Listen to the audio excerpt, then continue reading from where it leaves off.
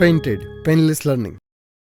નમસ્કાર વિદ્યાર્થી મિત્રો, આજે આપણે ધોરણ 8 વિષય વિજ્ઞાન એકમ કસોટી તમારે 17/2/24ના રોજ 8 થી 11 પાઠ છે એની લેવાની છે. તો કુલ ગુણ 25 માર્કનો આ પ્રશ્નપત્ર રહેશે. કેવા પ્રશ્નો પૂછાય?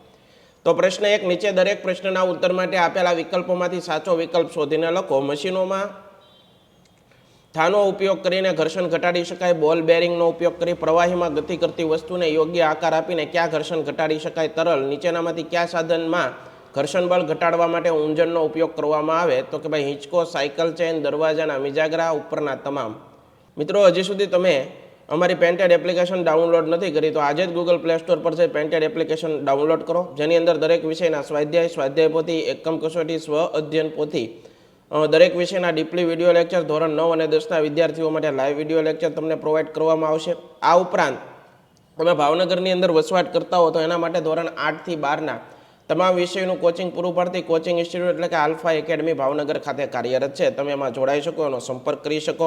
યુટ્યુબની અંદર તમને અમારા વિડીયો ગમતા હોય તો અમારી યુટ્યુબ ચેનલ છે પેઇન્ટેડ યુટ્યુબ ચેનલ. હજી સુધી સબસ્ક્રાઇબ નથી કરી તો સબસ્ક્રાઇબ કરો, મિત્રોને શેર કરો અને વિડીયો ગમતા હોય તો લાઇક કરો.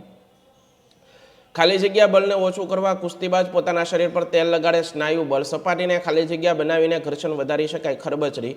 ખાલી જગ્યા પૂરો. કૂવામાંથી પાણી ખેંચવા માટે આપણે દોરડા પર ખાલી જગ્યા લગાડવું પડે, બળ લગાડવું પડે. એક વિદ્યુત ભારિત પદાર્થ વિદ્યુત ભાર રહિત પદાર્થને પોતાની તરફ ખાલી જગ્યા છે આકર્ષે. સમાન ભરેલી ટ્રોલીને ગતિ કરાવવા માટે આપણે તેને ખાલી જગ્યા પડે ખેંચવી ધકેલવી પડે. એક ચુંબકનો ઉત્તર ધ્રુવ બીજા ચુંબકના ઉત્તર ધ્રુવને ખાલી જગ્યા છે અપાકર્ષે. ચાંદીના દાગીના પર સોનાનો ઢોળ ખાલી જગ્યાની પ્રક્રિયાથી ચડાવવામાં આવે. ઇલેક્ટ્રોપ્લેટિંગ. નીચેના પ્રશ્નના ઉત્તર 1-2-3 વાક્યમાં લખો. શ્રાવ્ય અને અશ્રાવ્ય ધ્વનિ વચ્ચેનો તફાવત સ્પષ્ટ કરો. જે ધ્વનિની આવૃત્તિ 20 હર્ટ્ઝ અને 20,000 હર્ટ્ઝની વચ્ચે હોય તેને શ્રાવ્ય ધ્વનિ કહેવાય, સોનિક વેવ કહેવાય. જે ધ્વનિની આવૃત્તિ 20 હર્ટ્ઝથી ઓછી અને 20,000 હર્ટ્ઝથી વધારે હોય તેને મનુષ્યના કાન સાંભળી શકતા નથી. આવી ધ્વનિને અશ્રાવ્ય ધ્વનિ કહેવાય. જો કાનનો પડદો ફાટી જાય તો આપણે અવાજ સાંભળી શકીએ છીએ. કેમ? જો કાનનો પડદો ફાટી જાય તો આપણે અવાજ સાંભળી શકીએ નહીં, કારણ કે પડદાની ધુજારીથી આપણા કાનની અંદર રહેલા હાડકાની ધુજારીથી આપણે અવાજ સાંભળી શકીએ છીએ. દરેક પશુ પંખીના અવાજ આપણે શા માટે સાંભળી શકતા નથી? કારણ કે કંપિત થતી ધ્વનિ વસ્તુ કે પશુ પંખી દ્વારા ઉત્પન્ન થયેલી ધ્વનિની આવૃત્તિ શ્રાવ્ય વિસ્તારમાં પડતી હોય તો જ ધ્વનિ આપણે સાંભળી શકીએ છીએ, નહીતર દૂર પશુ પંખી અવાજ કરે તો આપણે સાંભળી શકતા નથી. ઘર્ષણ એકાએક અદૃશ્ય થઈ જાય તો તેની આપણા જીવન પર શું અસર થાય? ઘર્ષણ એકાએક અદૃશ્ય થઈ જાય તો એની આપણા જીવન ઉપર નીચે મુજબની અસર થાય છે. વાહન ચાલી ન શકે, આપણે ચાલી ન શકીએ, લખી શકતા નથી, દરેક મશીન કાર્ય કરતા બંધ થઈ જાય.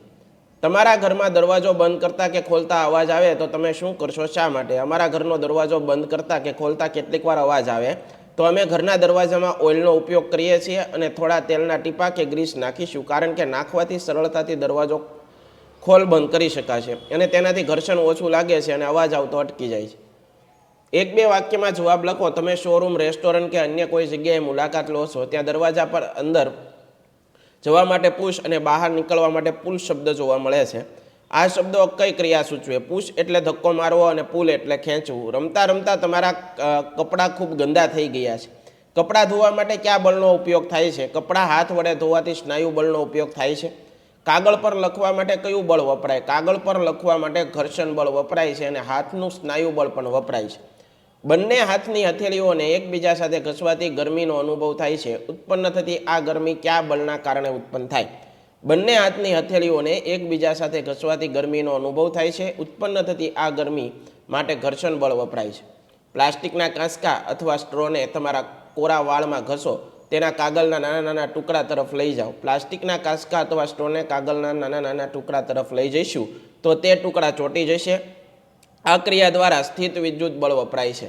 આશા રાખું મિત્રો આ સોલ્યુશન ગમ્યું હશે. ફરીવાર નવા વિડીયો સાથે મળશું. ત્યાં સુધી અમને રજા આપો. જય હિન્દ, જય ભારત, ધન્યવાદ. Painted painless learning.